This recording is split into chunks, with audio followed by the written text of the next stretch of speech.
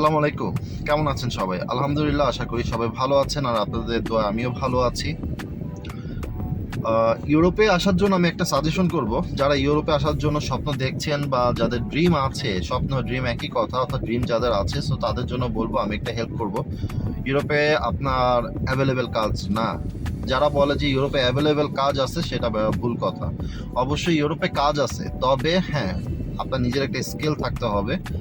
আপনি কাজ করতে পারবেন, আপনি যে কাজটা শিখে আসলে, আমি বলবো অবশ্যই একটা কাজ শিখে আসার জন্য যে কাজটা আপনি জানা থাকলে, এক্সপিরিয়েন্স থাকলে, আপনি যে কাজটা খুব সহজে পাবেন এবং ভালো স্যালারি পাবেন। আর আপনি নন এক্সপিরিয়েন্স পার্সন হলে তার থেকে অর্ধেকের অর্ধেক টাকা ইনকাম করবেন এবং আপনি সচ্ছল থাকবেন না। তো আমি সেক্ষেত্রে একটু সাজেশন করতে পারবো কয়েকটা কাজের ক্ষেত্রে।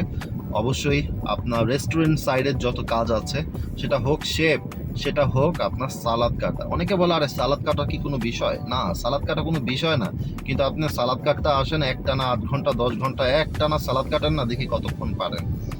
সো সব কিছুর একটা অভিজ্ঞতার বিষয় আছে, এক্সপিরিয়েন্সের বিষয় আছে, সালাদ কাটার অনেক বিষয় আছে। এবং একটা শেফের কি কাজ, বিভিন্ন ধরনের শেফের বিভিন্ন ধরনের খাবার আছে।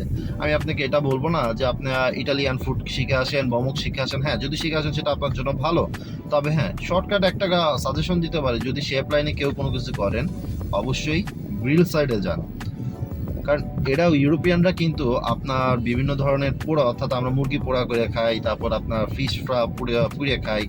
এইটারও কিন্তু একটা ভালো একটা সাইড আছে এবং একটা ভালো ডিমান্ড আছে। এই কাজটাও শিখে আসতে পারেন এবং খুব ভালো একটা স্যালারি পাবেন আপনারা। এবং সব থেকে আমার সবসময় একটা জিনিস আমার মানে টপে ছিল, সেটা হচ্ছে অবশ্যই ড্রাইভিং।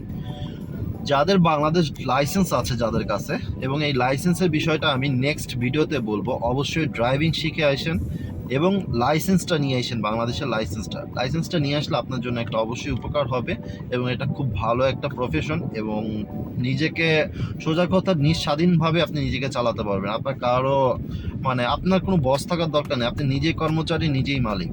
সো অবশ্যই ড্রাইভিংটা শিখে আসেন এবং আরও কিছু কিছু কাজ আছে যেগুলোর কথা আমি নেক্সট ভিডিওতে বলবো। তো সবাই ভালো থাকেন। এবং আমি আজকে যে দুইটা বিষয় কথা বললাম, এগুলো নিয়ে যদি আপনাদের কোনো জানার থাকে, অবশ্যই আমাকে প্রশ্ন করেন। আমি অবশ্যই কোনো ভিডিওতে এগুলোর রিপ্লাই দিয়ে দিব যে আপনার কী করলে ভালো হবে, কী না করলে ভালো হবে না। ঠিক আছে? তো ভালো থাকবেন সবাই। আসসালামু আলাইকুম।